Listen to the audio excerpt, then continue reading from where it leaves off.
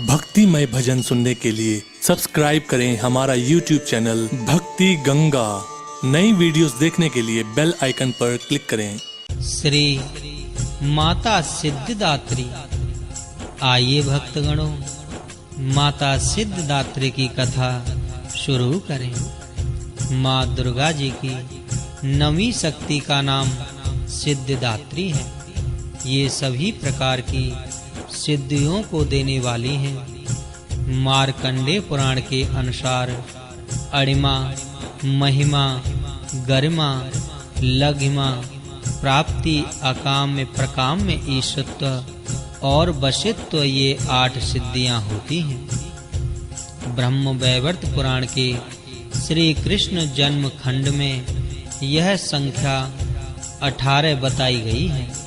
इनके नाम इस प्रकार हैं: अणिमा, लघिमा, प्राप्ति, प्रकाम में, महिमा, ईशुत्व, वाशित्व, सर्व कामना वशायता, सर्वज्ञत्व, दूर श्रवण, परकाय प्रवेशन, वाक सिद्धि, कल्प वृक्षत्व, सृष्टि संहार करण सामर्थ्य, अमरत्व, सर्वन्यायकत्व, भावना सिद्ध।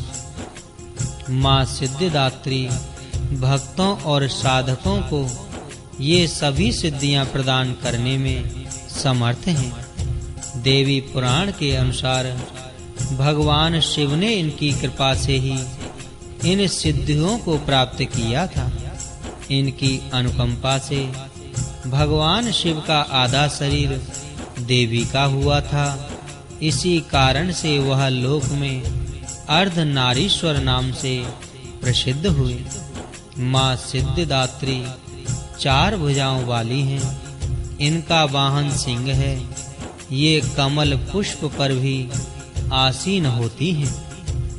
इनकी दाहिनी तरफ के नीचे वाले हाथ में चक्र, ऊपर वाले हाथ में गदा तथा बाईं तरफ के नीचे वाले हाथ में शंख और ऊपर वाले हाथ में कमल पुष्प है।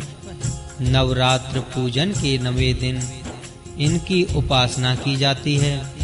इस दिन शास्त्रीय विधि विधान और पूर्ण निष्ठा के साथ साधना करने वाले साधक को सभी सिद्धियों की प्राप्ति हो जाती है। सृष्टि में कुछ भी उसके लिए अगम्य नहीं रह जाता।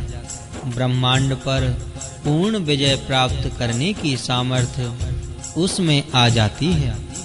प्रत्येक मनुष्य का यह कर्तव्य है कि वह माँ सिद्धिदात्री की पूजा, कृपा प्राप्त करने का निरंतर प्रयत्न करे, उनकी आराधना की ओर अग्रसर हों। इनकी कृपा से अनंत दुख रूप संसार से निर्लिप्त रहकर सारे सुखों का भोग करता हुआ वह मोक्ष को प्राप्त कर सकता है।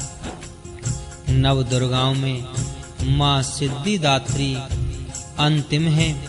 अन्य 8 दुर्गाओं की पूजा उपासना शास्त्रीय विधि विधान के अनुसार करते हुए भक्त दुर्गा पूजा के 9वें दिन इनकी उपासना में प्रवृत्त होते हैं। इन सिद्धिदात्री माँ की उपासना पूर्ण कर लेने के बाद भक्तों और साधकों की लौकिक पारलौकिक सभी प्रकार की मनोकामनाओं की पूर्ति हो जाती है।